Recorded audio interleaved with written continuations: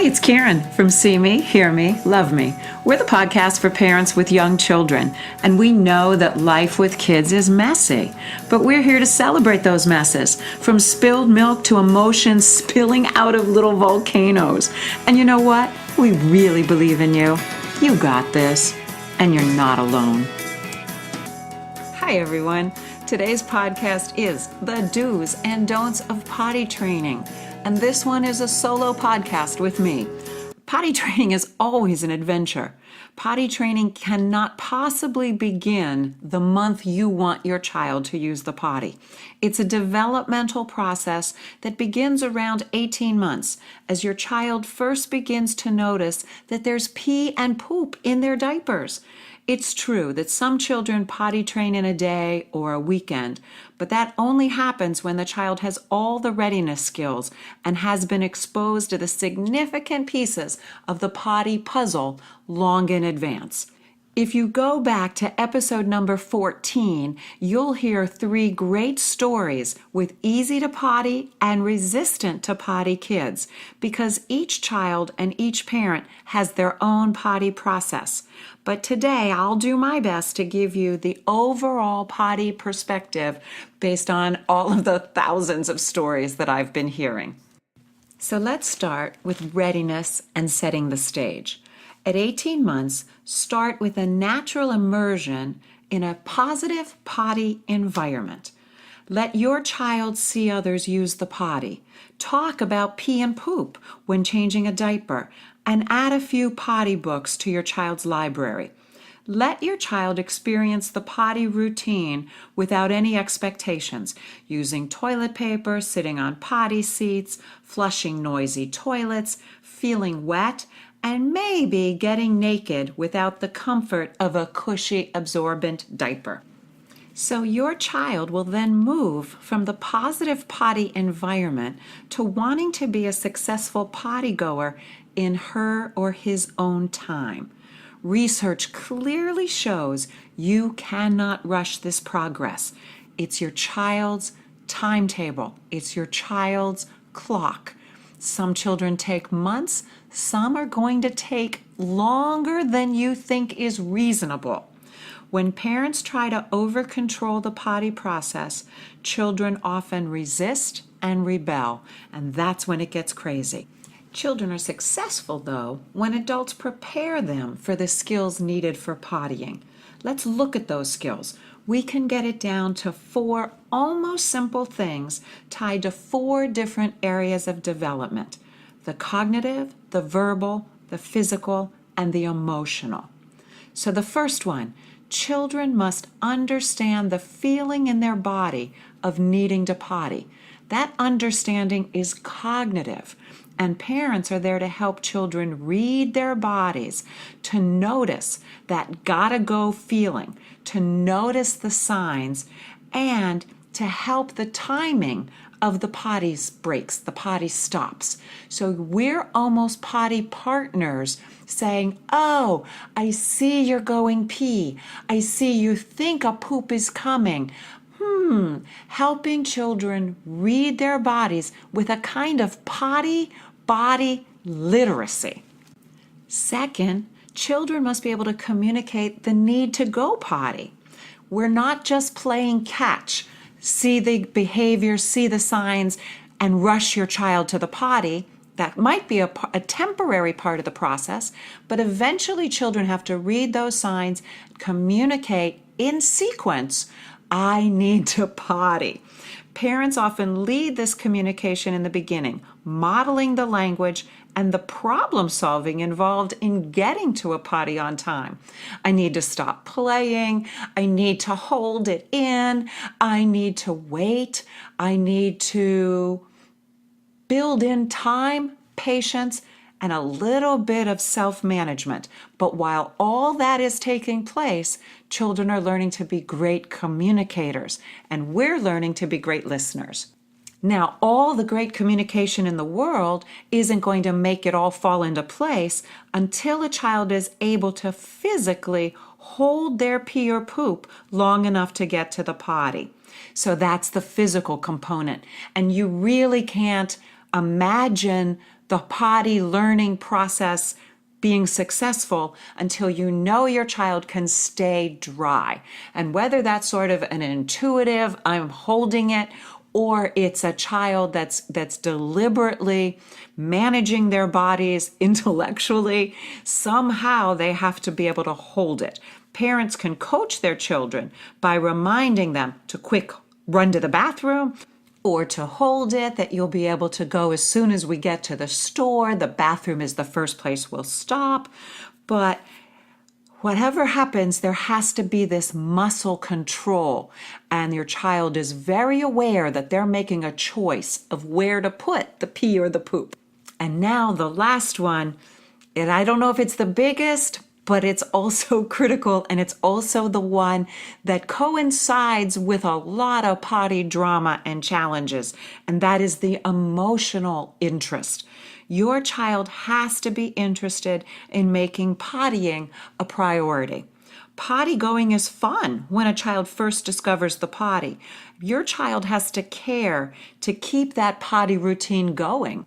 All children want to grow if they know they'll be successful. But potty learning also coincides with a time in children's lives, mostly 2.5 to 3.5, when they're very independent, when they want to be the ones in control, when there's a little bit of oppositional my way stuff. And so what happens is they're being torn emotionally between wanting to be successful, wanting to do what you want them to do, but also this huge resistance that says, no, I own this experience in a different way, and I showed you I could do it. That's good enough. Now I'd rather just play. So in reality, parents are potty partners, helping these readiness features come together into a successful potty routine until that wonderful day when your child is taking responsibility over their own body and their own actions. You can't do this for them. It's coming from within them, their way, their timetable, and their own terms. So now I have it written up with 7 do's for potty training and 3 big don'ts for potty training. Let's go to the do's. Do number 1, start early but with no specific potty expectations until your child shows an interest and the ability. This is really just laying the groundwork with the positive potty environment and observing your child to see how they respond and how those puzzle pieces are fitting together for them. Number 2, be clear and positive about the goal. One day we're going to say goodbye to diapers. Hello, underwear. You believe in it. You know that it's possible, but it's not yours to choose how and when. You are there to support them. You're there to guide, to teach, and to hold the goal so that the frustration, the mistakes, the accidents, the emotional pieces don't derail everything, because your child is also learning how to handle those emotions. So you are the emotional role model.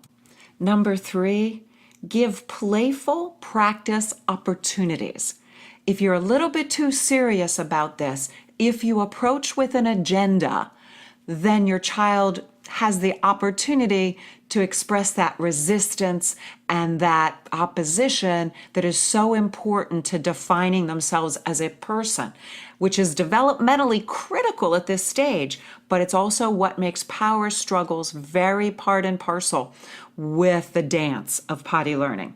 So how do you make it playful? When you're in the bathroom, before a bath, especially if you see a dry diaper, let your child explore the potty routine in playful ways. Sitting on a potty chair with their clothes on, sitting the doll on a potty, listening for pee or poop sounds, telling silly stories, and singing silly potty songs. And I promise you, there are millions of them. Well, there's at least dozens, and I'll give you the book reference to find them all later. Number 4, evaluate readiness after 2 years. As your child is coming past that second birthday, there are some pieces of the potty puzzle that will be in place. though not necessarily all of them. Some children have limited success before 2, and most children don't want permanent responsibility before 2 years of age. It just gets too overwhelming. But after 2, you can start to see which pieces of the developmental puzzle are in place and where your child may need more information or more experience. Now again, you can't create an emotional desire if there isn't one, and you can't create the physical. But what you can say is, your muscles decide whether the pee or poop comes in or out. I'm also a big fan of your child talking to his body. That, hey, poop, hey, pee, are you still in there? Did you all come out? I like the idea of your child gaining the power over his body, over himself, over his actions. Then the potty power is in the right place. Number 5, try naked potty practice time. Disposable diapers limit children's understanding of the potty process because they are always dry and comfortable. Give your child time to feel her body working and experience intermittent potty success. Feel that little bit of drip. Oh, I don't know if I like that. What's happening? It's really an exploration of bodies and of science. So those are wonderful experiences for your child. You can do it in the summer. You can do it after bath, before bath. You can make sure that your child knows that their body is something that they manage. Number 6, prepare for accidents and fears. Once your child is in underwear, there are still lots of factors that sabotage potty success. Strange toilets, changes in routines, new distractions, that oppositional stage, or blips like new siblings or a new school.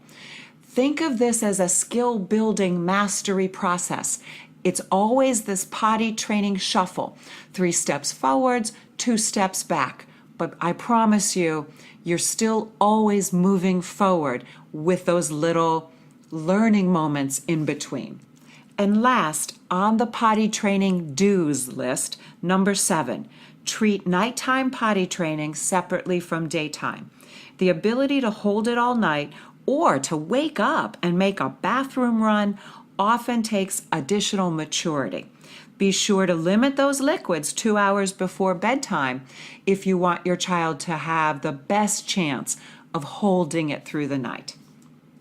Okay, I know that was a lot of information, and you are not alone in being overwhelmed by the prospects of potty training, but it's truly a lot easier and more natural than you think at this moment in time. There are, however, some things that get in the way of potty success that absolutely steer you off course and make you want to cry every day. So here's number 1 for the don'ts of potty training.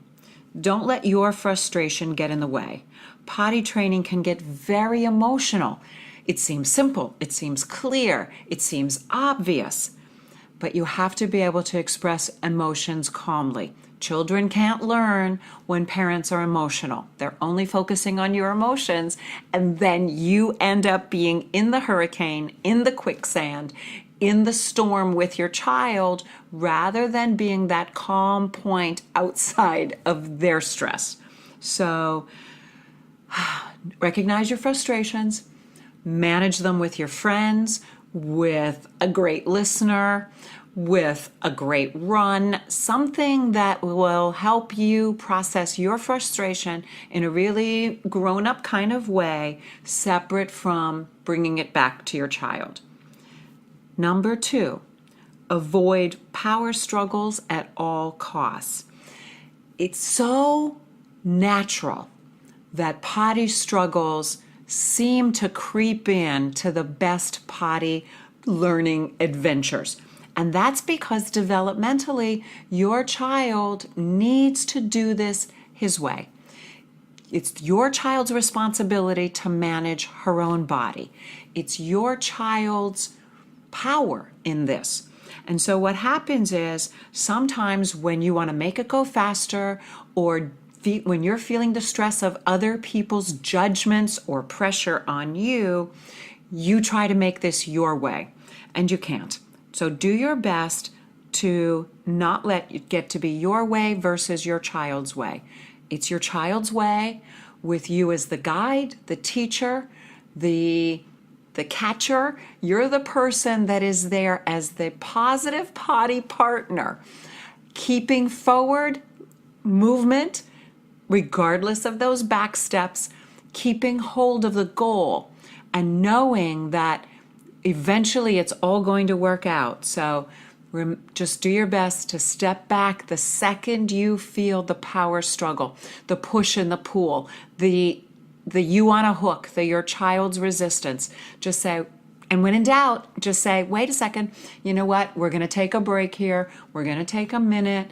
We'll try again later. Just take those 3 steps backwards so that you can begin again with some calm. Okay, number 3, do not change your potty plan in desperation. What happens is when you get frustrated or when you get desperate, then you think, oh, let's do the naked time. Oh, let's throw these diapers away. Let's threaten. Let's bribe. Let's go to the M&Ms. Let's try a million other things that have worked for other people. There's a lot of help out there. There's a lot of ways to get from point A to point B. But you need to stay as clear and as consistent as you can so your child knows you believe in your child, that your child knows that you believe in what you're teaching, and that you, above all, trust that success will come. Frantic just leads to more frantic and can often just create emotional drama around it. So, final tip. Most of all, try to keep your sense of humor. Try to keep your confidence that, yes, this is going to work out. My child wants to potty learn, wants to manage his body, wants to eventually say goodbye to diapers. But on your child's time clock, I promise you, though, your child will not wear diapers to college. Guaranteed. So anyways, have a great day. Happy potty learning. We're all here for you. This article will be posted at familytimeinc.com under the articles section, and it'll be listed as the do's and don'ts of potty training. We have the potty training book. We have the potty training answer book with hundreds of answers to how to customize this process for your temperament, for your child's temperament, for your lifestyle, for your current situation. It's all about finding the plan and the process that works for you in the here and now. And it's even true that what worked for your first child won't work for your second child. So I'm here to help you. I'm here to help create that private coaching experience for you should you need it. But you've got the book, you've got the articles, and you are so not alone. Congratulations, you've got this. Thanks so much for tuning in today. I love that you're listening. I love being a part of this journey with you. And I'll catch you next week when I'll be back at the square table with 3 parents talking about the challenges of living with children who are both smart and sensitive. It's going to be a good one. See you next week.